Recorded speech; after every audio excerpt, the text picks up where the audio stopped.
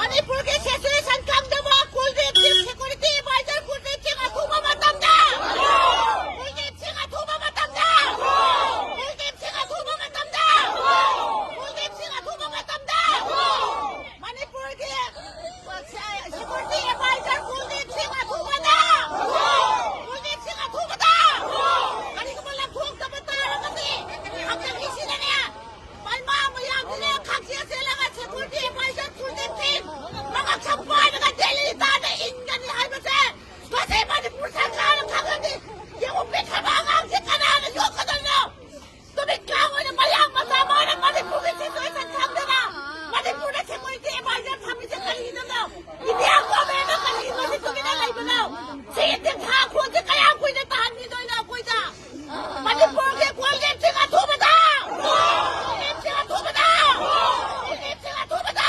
long live long live long live Why not meet Kiani make up me a full target lady say, Masi quite got to Monomo, me am to point I never. Masi see security arrangements a prat to tell fellow wherever.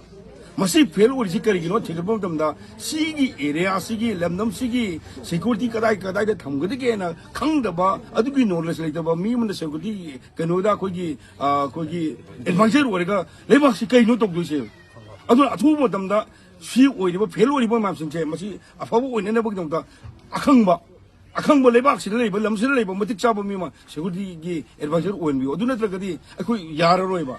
Makuni, ying a poto, Makoyi, Wakanda neutral when ying in Kalaganda, a quite Siba, Nasi, me must gas or ever. Nancy, Aquina Mokoni Soy will land today. I couldn't read Aleto by the, I couldn't mock the Adu evening, who did mock Madame Lore. More Madame Loricana, more could collect some hundred and thalaji, say good year has been the failway of Nadrava. I don't unified command say, Kulitip, Mr. Kulitum say, Atomatum Sindogabani, Hypoposite to me.